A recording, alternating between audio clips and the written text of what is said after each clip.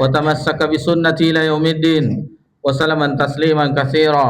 يا أيها الذين آمنوا اتقوا الله حق تقاته ولا تموتن إلا وأنتم مسلمون. Amma ba'da, alhamdulillah, puji syukur kehadirat Allah Subhanahu wa taala. Allah Subhanahu wa taala senantiasa mencurahkan nikmat kepada seluruh makhluknya dan itu tidak pernah terhenti walaupun hanya sekejap mata. Salawat beriringkan salam kepada Nabi kita tercinta Nabi Muhammad sallallahu alaihi wasallam. Bapak-bapak, ibu-ibu jamaah Masjid Utsman bin Affan yang semoga diberkahi dan dirahmati oleh Allah Subhanahu wa taala. Alhamdulillah di malam ini kita berjumpa kembali berkumpul di salah satu rumah Allah Subhanahu wa taala dalam rangka beribadah kepadanya. Menunggu azan Isya, kita sebentar sejenak bersabar untuk bersama-sama mempelajari salah satu disiplin ilmu, yaitu masalah akidah tauhid, yang ini merupakan usul pokok dari ajaran agama kita. Dan alhamdulillah ini kita berada di pertemuan yang ke-24 atau 25.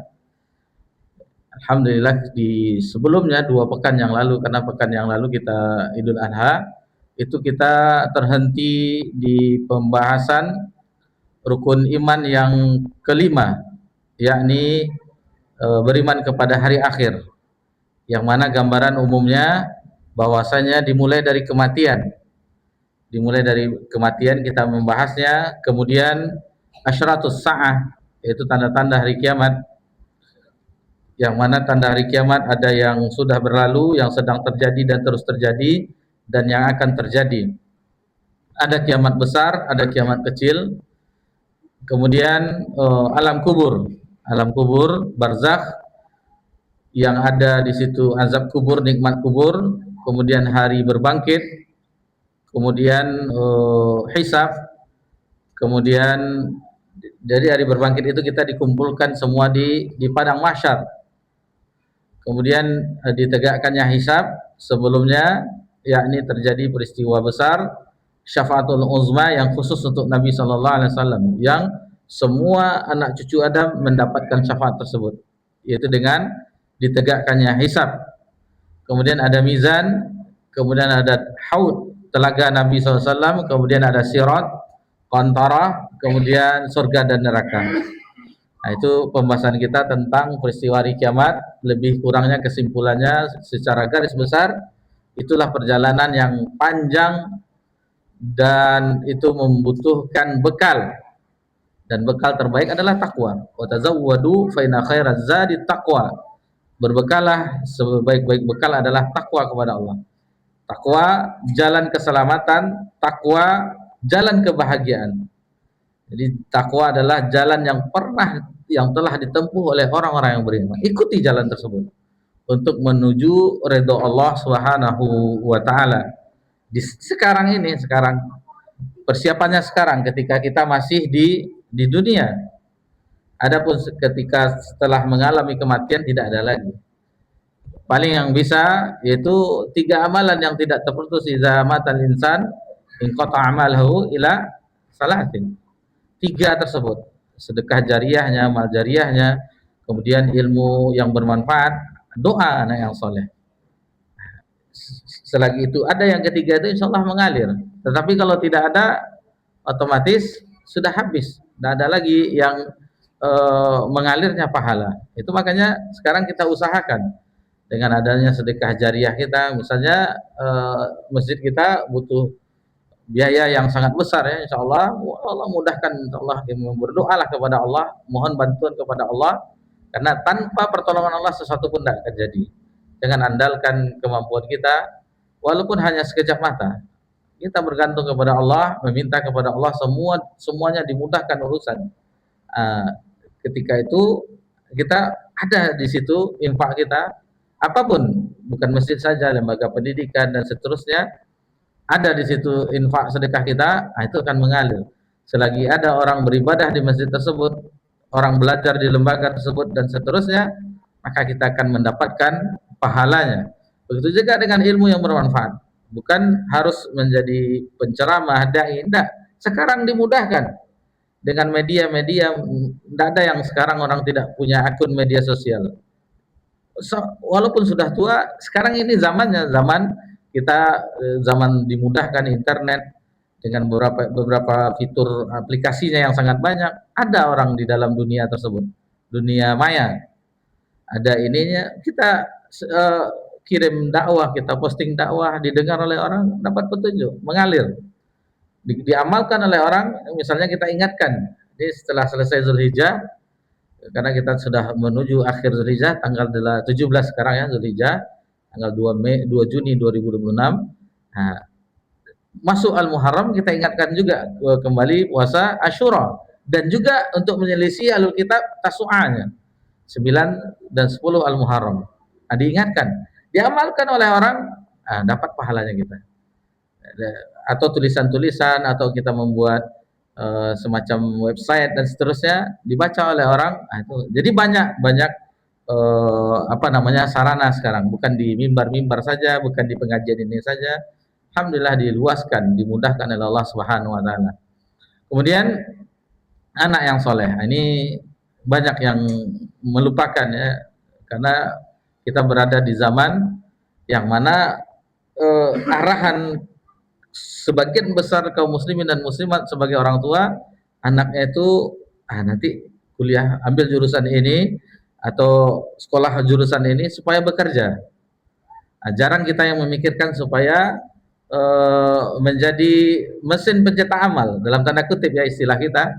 Ketika kita tiada, mereka beribadah kepada Allah, itu kita mendapatkan juga, mengalir juga pahalanya. Bukan khusus doa khusus saja, tetapi selagi sang anak yang ditinggalkan itu beribadah kepada Allah, itu insya Allah akan mendapatkan pahalanya. Inilah pendapat Imam Syafi'i rahimahullah taala ketika menukilkan firman Allah, wa laisal insan illa ma sa'ah. Sesungguhnya manusia itu mendapatkan apa yang diusahakannya. Anak adalah usaha dari orang tua. Selagi dia beribadah kepada Allah Subhanahu wa taala, meninggalkan maksiat, insyaallah kita akan mendapat. Apalagi berdoa khusus yang jelas, doa anak yang saleh itu tentunya meringankan atau mendapatkan ampunan bagi orang yang telah berada di alam kubur. Dengan menjadikannya, dan juga tentu dengan doa kepada Allah, menjadi anak yang soleh. Bapak-bapak, ibu-ibu yang semoga diberkahi dan dirahmati oleh Allah Subhanahu wa taala, ini kesempatan kita di dunia untuk bekal di akhirat. Baik, kita lanjutkan perjalanan kita. Insyaallah kita akan membahas tentang iman yang terakhir, itu beriman kepada qadar dan qada dan qadar istilahnya, atau kadar takdir baik, takdir buruk. Jadi ini yang keenam, tetapi di sini yang susahnya istilahnya. Banyak orang yang ketika diuji dengan musibah, diuji dengan cobaan, di sini lupa dengan iman ini, iman kepada takdir baik dan buruk. Baik, kita akan bahas tentang ini, yang tentunya awalnya definisi dari qada dan qadar. Apa definisinya, perbedaannya, dalil-dalilnya, insyaallah akan kita pelajari secara singkat. Baik, jadi kita ambil pembahasannya, referensinya di landasan-landasan keimanan, landasan-landasan iman di bawah naungan cahaya Al-Quran dan Sunnah. Baik, langsung saja kita ke definisi qada dan qadar. Apa itu definisinya? Secara bahasa qada itu artinya hukum dan keputusan. Jadi kita mengenal istilah qadi ya, hakim, qadi yang memutuskan. Adapun secara istilah syar'i, qada ialah sesuatu yang telah diputuskan oleh Allah Subhanahu wa taala terhadap seluruh makhluknya, baik itu mengadakan, meniadakan dan merubahnya. Ini dia qada. Sementara qadar itu berasal dari masdar. Ini masdar, kalimat dasar, bagi yang belajar bahasa Arab tentunya tahu apa itu masdar, kalimat dasar.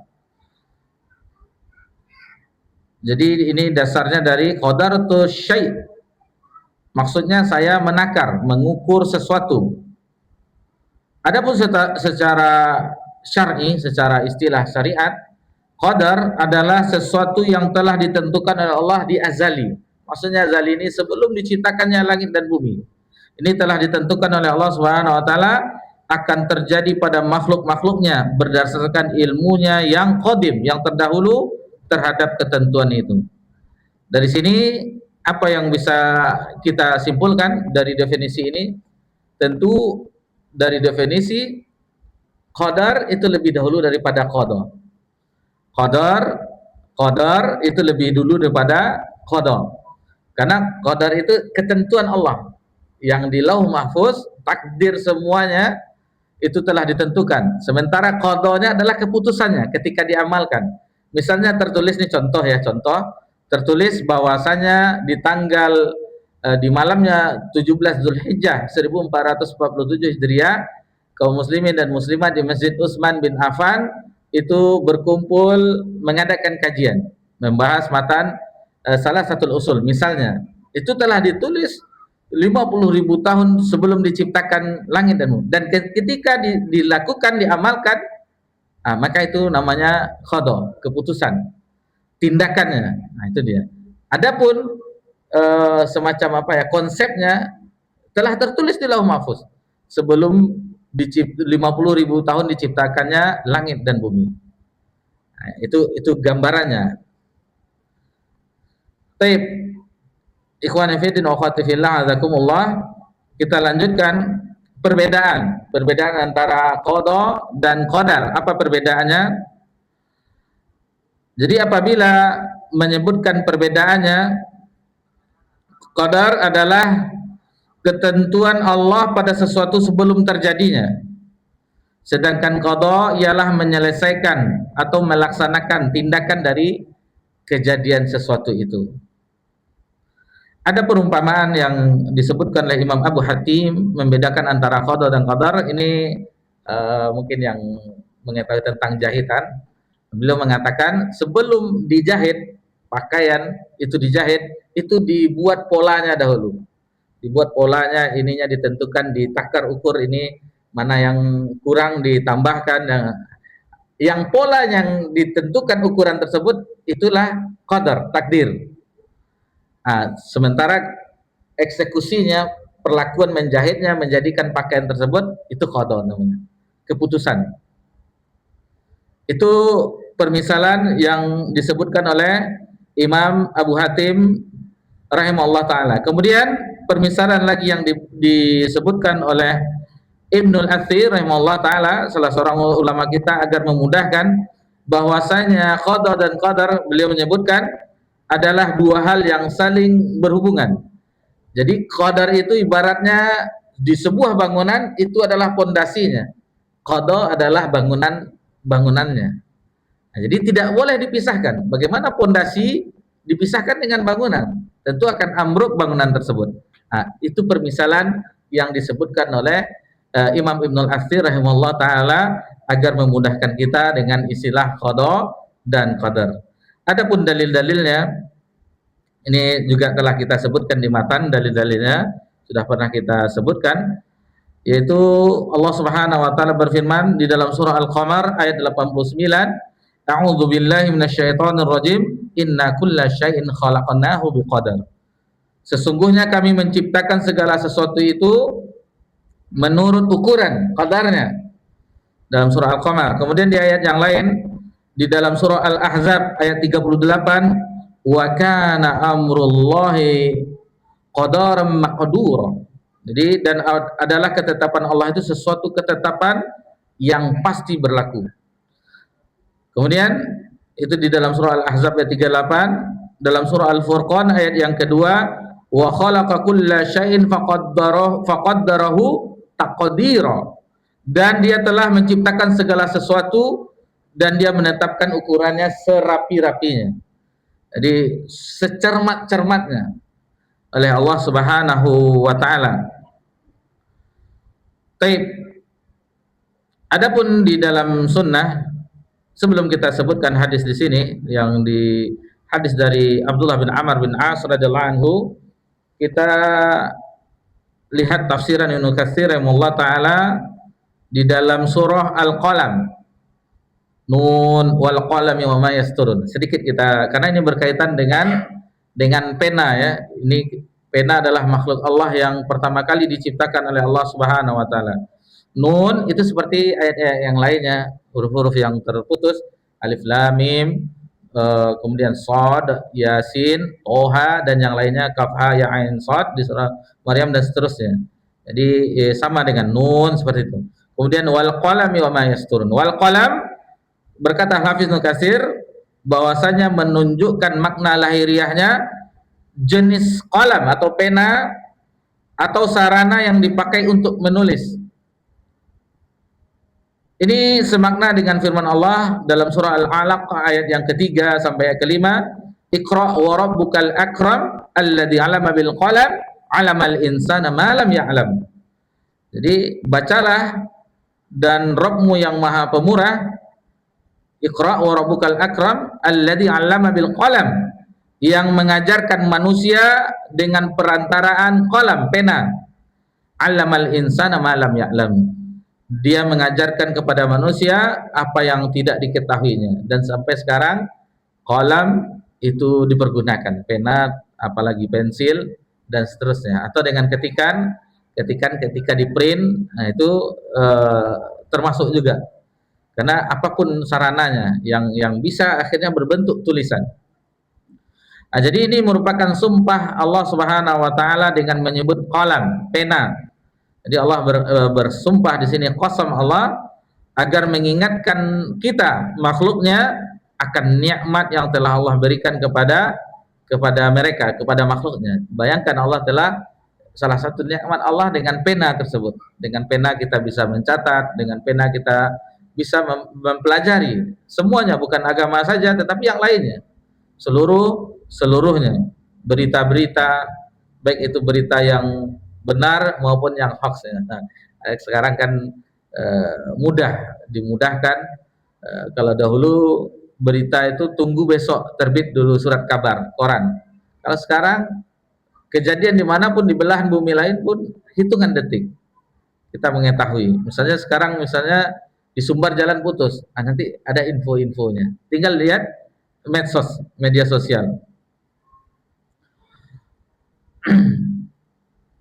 Kemudian wama yasturun, dan apa yang mereka tulis. Ibnu Abbas, Mujahid, Qatadah, mufassirin, ulama tafsir, Al-Hafiz Ibnu Katsir menukilkan perkataan mereka bahwa makna yang dimaksud ialah apa yang mereka tulis. Wama yasturun, apa yang mereka tulis. Baik, di sini kita ambil satu riwayat ayat dari Ibnu Abi Hatim dengan sanadnya sampai kepada Ubadah bin Samit. Jadi riwayatnya, sanadnya, rantainya sampai kepada sahabat Ubadah bin Samit radhiyallahu anhu, qal, ia berkata, da'ani abi hina hadarul maut faqal. Jadi beliau menceritakan tentang Abu Ubadah bin Samit yang mengatakan bahwa ayahnya memanggilnya saat ia menjelang kematiannya. Faqal, inni sami'tu Rasulullah SAW. Sesungguhnya aku telah mendengar Rasulullah SAW bersabda, yaqul, inna awala ma khalaqallahul qalam. Sesungguhnya yang pertama kali diciptakan oleh Allah adalah qalam, pena. Faqala lahu. Lalu Allah berfirman, memerintahkan kepada pena tersebut, uktub, tulislah. Qal, lalu pena itu berkata kepada Allah, ya Rabbi wa ma aktub. Wahai Rabbku, apa yang aku tulis? Qal, lalu Allah berfirman, uktub al-qadar, uktubil qadar, tulislah tentang takdir, makana wa ma huwa kainun ilal abad. Jadi seluruh apa yang terjadi sampai hari kiamat itu ditulis semuanya, selama-lamanya. Maksudnya ditulis mulai dari itu, kejadian itu sampai hari kiamat itu sudah ditulis, ditentukan. Ini yang berada di Lauh Mahfuz, yang terjaga di Lauh Mahfuz, yang tidak bisa dirubah. Lalu Ustadz, bagaimana dengan doa itu merubah takdir. Ketika seseorang berdoa itu sudah ditakdirkan juga bahwasanya si fulan berdoa, seorang hamba Allah berdoa, dan perubahan yang apa yang dirubah itu sudah tercatat pula di takdirnya. Jadi jangan bingung ya, ini bagaimana, kan sudah ditakdirkan ini Ustaz. Jadi takdir itu ada yang buku takdir itu ada yang di awalnya seperti yang di sini, kemudian ada ketika di alam ruh itu ditakdirkan juga, ada yang ketika di perut ibunya ketika di dalam rahim. Itu ditentukan apanya, rezekinya, ajalnya, kemudian bahagia dan sengsaranya. Kemudian ada juga takdir di Lailatul Qadar. Di Lailatul Qadar ada juga takdirnya. Tape, kita cukupkan pembahasan yang di sini. Kita kembali ke kitab Ushulul Iman atau landasan-landasan keimanan. Adapun di dalam hadis Abdullah bin Amr bin As radhiyallahu anhuma, saya mendengar Rasulullah SAW bersabda, sami'tu Rasulullah sallallahu alaihi wasallam yaqul, kataballahu maqadiral khalaiq qabla an yakhlaqas samawati wal ard bi 50 alfa sana. Jadi Allah Subhanahu wa taala telah menuliskan takdir, ketetapan-ketetapan semua makhluk 50.000 tahun sebelum diciptakannya langit dan bumi. Taib. Di riwayat yang lain Abdullah bin Umar, Rasulullah SAW bersabda, kullu syai' biqadar. Segala sesuatu itu terjadi berdasarkan ketentuan Allah, takdir Allah.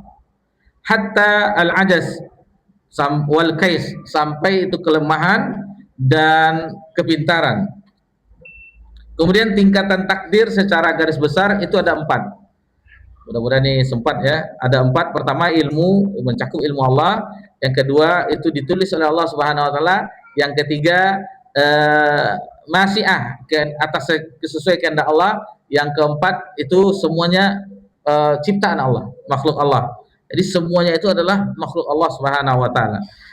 Kembali kita ke poin yang pertama, yang pertama itu semua kejadian itu sesuai dengan ilmu Allah. Allah mengetahui semuanya, baik itu yang belum terjadi, yang sedang terjadi, yang akan terjadi. Sesuatu kejadian itu seandainya tidak terjadi, seandainya terjadi, bagaimana kejadiannya itu Allah mengetahui. Intinya di sini disebutkan demikian. Misalnya sesuatu itu tidak terjadi, seandainya yang tidak terjadi itu terjadi, bagaimana kejadiannya Allah mengetahui. Intinya dari ungkapan itu bahwasanya Allah mengetahui semuanya. Allah mengetahui semuanya. Apapun, semuanya, baik itu yang ada di dalam bumi, baik itu yang ada di atas langit, seluruhnya. Dan seluruhnya, bukan manusia saja, hewan, tumbuh-tumbuhan, semuanya. Jatuhnya ranting pohon di hutan Amazon, Allah Subhanahu wa taala mengetahuinya. Ada serangga yang berbisik berbisik bahasa kita ya, di hutan Kalimantan misalnya, Borneo, Allah mengetahuinya seluruhnya.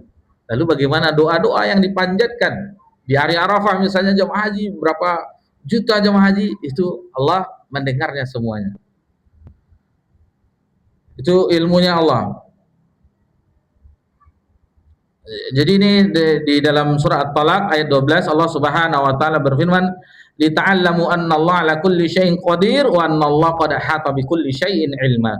Agar kamu mengetahui bahwasanya Allah Maha Kuasa atas segala sesuatu, dan sesungguhnya Allah ilmunya benar-benar meliputi segala sesuatu. Tingkatan yang kedua yaitu Allah menuliskannya. Yang tadi di Lauh Mahfuz Allah tuliskan semuanya kejadian sampai hari kiamat.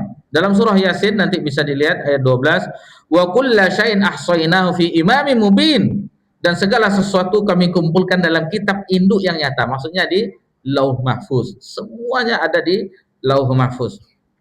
Kemudian yang ketiga ada namanya masyiah, kehendak Allah. Jadi perhatikan Bapak-bapak, Ibu-ibu, kita mempunyai kehendak, Allah juga mempunyai kehendak. Seluruh yang kehendak kita itu sesuai dengan kehendak Allah Subhanahu wa taala. Yang pasti terjadi itulah kehendak Allah Subhanahu wa taala.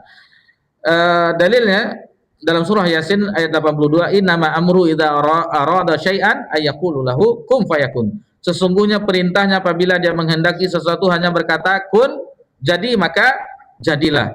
Kemudian dalam surah Takwir, wa ma tasauna illa ayyasha Allahu rabbul alamin. Dan kami tidak menghendaki engkau menempuh jalan kecuali apabila dikehendaki oleh Allah Rabb semesta alam. Ini sebenarnya banyak dalilnya dalam hadis juga, cuman karena waktu ya, kita khawatir tidak semuanya kita bisa pelajari. Kemudian tingkatan yang keempat, yang terakhir, bahwasanya seluruhnya itu merupakan ciptaan dari Allah. Allah yang mengadakan semuanya, seluruhnya. Dalilnya dalam surah Az-Zumar ayat 62, Allah khaliqu kulli syai'. Allah menciptakan segala sesuatu, wa huwa ala kulli syai'in wakil. Dan dialah yang memelihara segala sesuatu. Atau di dalam surah As-Saffat ayat 96, wallahu khalaqakum wa ma ta'malun. Padahal Allah lah yang menciptakan kamu dan apa yang kamu perbuat. Taib.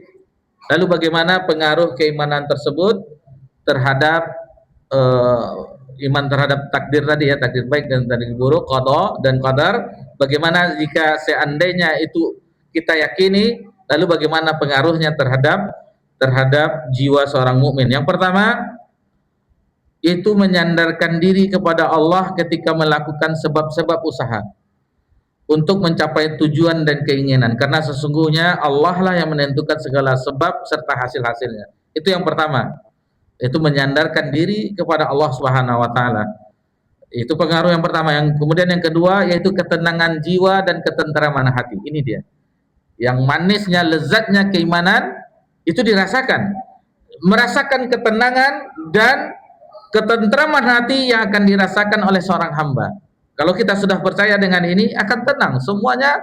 Kita tidak akan mencak-mencak lagi, tidak akan mengapa Allah begini, mengapa Allah tidak, semua bagaimana kita akan berkuasa dengan segala sesuatu, sementara kejadian ini telah Allah tentukan 50.000 tahun sebelum diciptakannya langit dan bumi. Telah Allah takdirkan.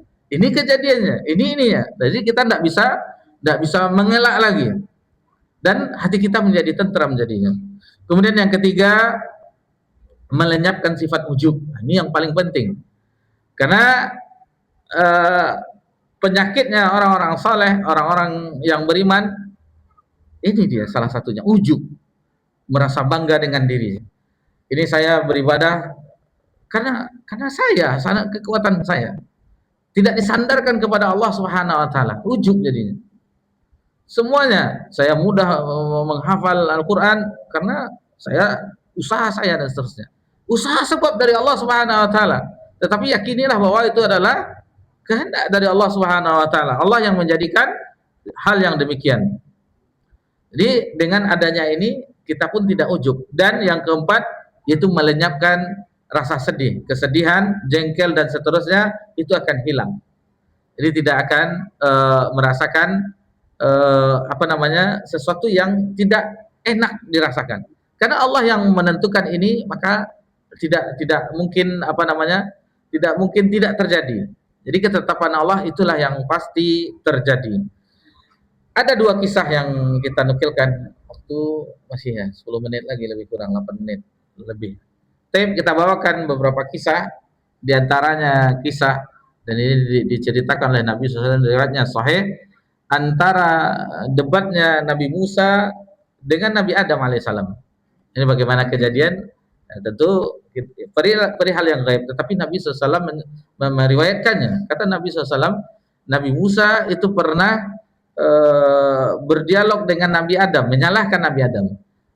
Gara-gara engkau wahai Adam, akhirnya kami tidak di sorga, kami di bumi jadinya. Nah, jadi seolah-olah itu adalah kesalahan Nabi Adam alaihissalam. Lalu Nabi Adam alaihissalam hujahnya dengan takdir. Bagaimana kata Nabi Adam, bagaimana akan mengelak kata Nabi Adam, sementara kejadian itu telah Allah tentukan 50.000 tahun sebelum diciptakan langit. Jadi Nabi Adam alaihissalam melanggar perintah Allah mendekati pohon yang dilarang, itu sudah Allah tentukan. Jadi bagaimana akan mengelaknya, menghindarinya kata Nabi Adam. Sementara itu telah ditentukan oleh Allah 50.000 tahun sebelum diciptakannya langit dan bumi. kalau kita menyandarkan ini adalah takdir Allah, usahakan yang baik-baik. Misalnya seperti ini, bukan semuanya itu adalah dari sisi Allah, cuman kalau untuk hal yang buruk jangan sampai kita menyandarkan kepada takdir. Contoh misalnya kita misalnya malas, sudahlah Ustaz, Allah yang mentakdirkan saya malas, nggak usah, santai-santai aja lah. Toh sudah diketahui siapa yang masuk surga, siapa yang masuk neraka. Ini tidak boleh. Ini tidak boleh. Kita bawakan kisah di zaman Amirul Mukminin Umar bin Khattab radhiyallahu anhu. Ketika di zaman beliau, pemerintahan beliau, ada orang yang mencuri. Jadi mencuri itu ada ketentuan kadarnya. Berapa angka, maksudnya dulu patokannya dinar dan dirham. Berapa dinar dan dirham itu dieksekusi, ada hukuman hadnya, dipotong tangannya. Jadi kalau cuman maling ayam tuh tentu enggak ya, enggak dipotong tangan. Dia ada kadarnya, sekian dinar, dirham, sekian juta misalnya bahasa kita. Nah, itu baru sampai dengan misalnya contoh 5 juta misalnya. Nah, itu baru dipotong tangan. Ini contoh saja. Ini ketentuannya tentu kita kembali ke pembahasan fikih. Berapa dinarnya, berapa dirhamnya. Nah, tentunya dengan cukup dengan angka sekian, nilai sekian baru dipotong tangannya. Tetapi kalau tidak cukup, misalnya 4.800.000 misalnya. Ini contoh ya. Nah, berarti tidak dipotong tangannya. Nah, ketika di zaman Umar, pencuri ini, syarik, pencuri ini dia mencuri yang lewat batas ketentuannya. Maka diputuskanlah dipotong tangannya, hukuman had. Dipotong tangannya. Si pencuri beralasan dengan takdir. Wahai Umar, Amirul Mukminin. Jadi panggilan Amirul Mukminin itu pertama kali kepada Umar, khalifah kedua. Kalau khalifah yang pertama dipanggil Khalifatul Rasul. Jadi pengganti Rasul.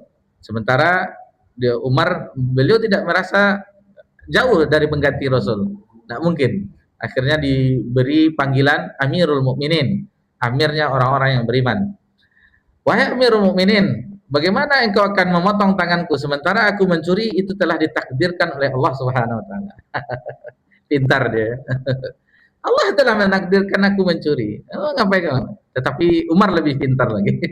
Kata Umar, Allah juga takdirkan memotong tanganmu karena kamu telah mencuri. Jadi ada orang itu beralasan dengan kepintarannya memainkan logikanya begini-begini. Kita harus pintar juga untuk menepisnya. Jadi Allah juga takdirkan bahwasanya dipotong tanganmu karena engkau telah mencuri. Ini dua kisah pelajaran bagi kita bahwasanya untuk yang keburukan atau sesuatu yang seperti malas tadi yang terusnya, nggak usah saja lagi menghafal Quran, Ustaz. Nggak hafal-hafal juga ini, seperti itu. Allah sudah takdirkan saya cuma hafal juz 30 misalnya. Sementara sebenarnya ada kesempatan hafal 30 juz kalau berusaha. Tetapi karena beralasan dengan takdir sehingga tidak mau. Ini tidak boleh. Yang penting usaha dulu. Sekuat tenaga misalnya tentang menghafal tadi, meskipun sampai usia kita habis, sampai kita meninggal kita hanya hafal 30 juz 30, yang penting usaha tadi, tekad tadi. Jadi tekad kita itu tinggi, untuk masalah agama itu tingkatnya tinggi. Jangan sampai yang penting ada, yang penting enggak. Sementara dengan kehidupan duniawi, orang ingin berlomba-lomba dengan kemewahannya. Upgrade handphone, iPhone sekian, ini sekarang sudah yang 17 ya Pak, 17 atau 18. Harus itu, harus dimiliki. Walaupun harganya fantastis ya, lumayan mahal. Kemudian mobil, keluar lagi mobil baru. Susah. BBM susah, nanti nggak bisa pula pakai pertama pula, pakai listrik lah lagi misalnya contohnya kan. Upgrade terus. Tetapi dengan masalah akhirat kita jarang upgrade. Kapan lagi kita sholat malamnya yang dahulu hanya witir saja, kapan lagi ditambah tahajudnya, tambah ininya, kapan lagi nambah hafalan, kapan lagi ditambahkan infak kita dan seterusnya. Ini harus dipikirkan dalam hal yang demikian. Kemudian ada yang perlu juga kita bahas, yaitu mengenai ada beberapa kelompok di dalam agama Islam firqah ya, sekte-sekte dalam Islam yang mereka tersesat dalam masalah takdir. Di antaranya Qadariyah. Qadariyah itu mereka tidak mempercayai takdir. Mereka tidak mempercayai takdir, dan salah satu akidahnya yang sesat bahwasanya manusia punya kehendak. Allah tidak mempunyai kehendak kata mereka. Dan Allah itu tidak mengetahui sebelum terjadi. Sementara tadi kita pas masalah 4 tingkatan tadi, ilmu Allah, kemudian Allah tuliskan, kemudian kehendak Allah, yang keempat apa tadi? Allah menciptakan semuanya. Nah, yang tadi pertama tadi apa yang kita sebutkan di Allah mengetahui tadi? Allah mengetahui yang akan terjadi, sedang terjadi, yang telah terjadi, dan seandainya sesuatu yang tidak terjadi itu terjadi, bagaimana terjadinya? Allah mengetahui. Jadi intinya Allah mengetahui semuanya. Allah mengetahui semuanya. Ilmu Allah mencakup semuanya. Qadariyah mengatakan Allah tidak mengetahui sebelum hal itu terjadi. Nah, ini sesat. Keyakinan ini sesat. Kita katakan sesat, ulama yang mengatakannya, Qadariyah. Dan ini sudah ada di zaman sahabat Nabi, di zaman Ibnu Umar. Nanti insya Allah akan kita singgung nanti ketika di hadis Jibril insya Allah. Karena hadis Jibril itu di Sahih Muslim itu diceritakan Abdullah bin Umar didatangi oleh generasi tabi'in dari Basrah, dari Irak. Ada orang yang tidak percaya dengan takdir, Qadariyah. Kemudian yang kedua, Jabariyah.